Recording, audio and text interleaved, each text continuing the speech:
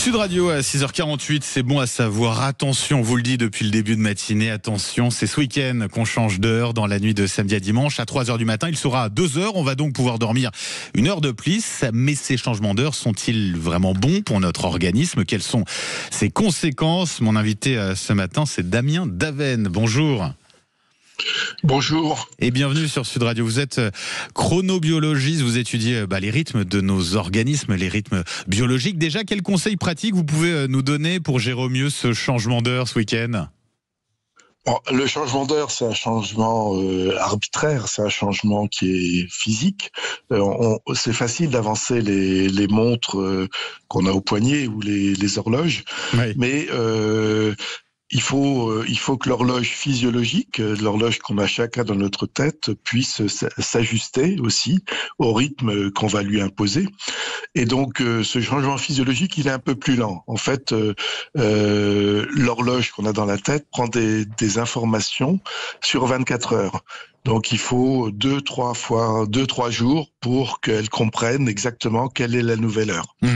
Donc oui. Les conseils à donner, c'est de lui donner le plus efficacement possible ces informations. Oui, et donc voilà, prendre un petit peu de temps pour s'habituer. Ça veut dire que ça a une vraie conséquence sur nos organismes. Alors, le changement d'heure d'hiver, là où on va oui. gagner une heure sur la nuit, est un peu plus facile que le changement d'heure d'été. Oui. Le changement d'heure d'été est un peu plus brutal. Il faut gagner du temps. Et gagner du temps, c'est...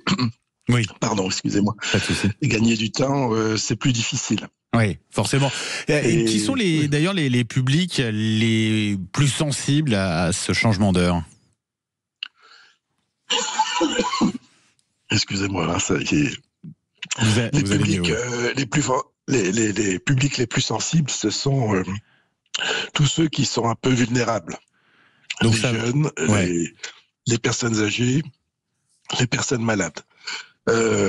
Parce que c'est ceux qui ont plus de mal à s'exposer volontairement à la nouvelle heure, et donc le système est beaucoup plus passif. Donc ils mettent plus de temps. Donc ça met un peu plus de temps pour ces publics-là. On a de nombreux spécialistes qui suggèrent de maintenir définitivement l'heure d'hiver durant toute l'année. Quel est votre avis à vous là-dessus, Damien Daven?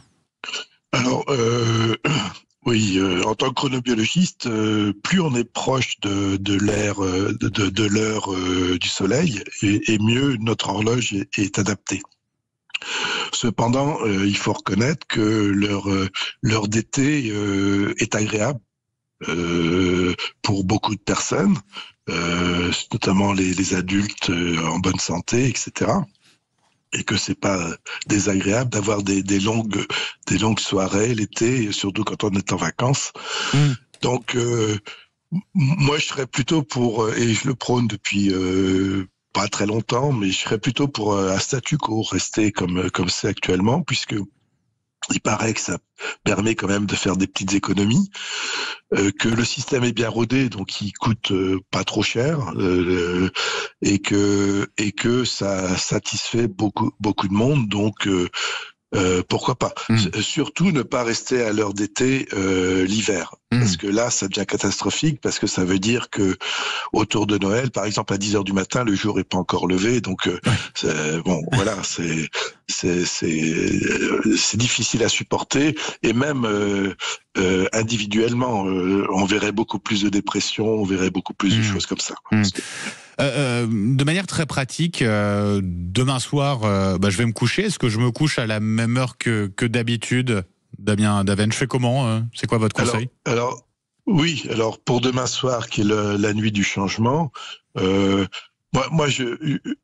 idéalement, ça serait depuis 2-3 jours d'avoir un petit peu avancé son heure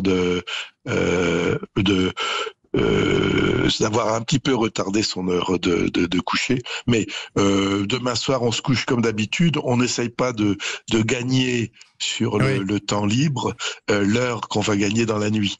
Merci pour le conseil en tout cas. Oui, Damien Daven, vous vouliez rajouter quelque chose? Et puis essayer parce que c'est très important de se réveiller à l'heure qui va être l'heure de la semaine suivante dès dimanche matin, quoi. Bon, pas essayer de faire la grasse matinée, quoi. Et ben voilà. Tant pis. Ouais. C'est pour la bonne cause. Voilà. Merci beaucoup, Damien Daven. Je rappelle Chronobiologiste. Je vous souhaite une très belle journée et merci d'avoir été avec nous ce matin sur Sud Radio. Il est 6h54. Dans un instant, c'est vendredi. Et le vendredi, c'est Maxime Liédo qu'on retrouve. À tout de suite.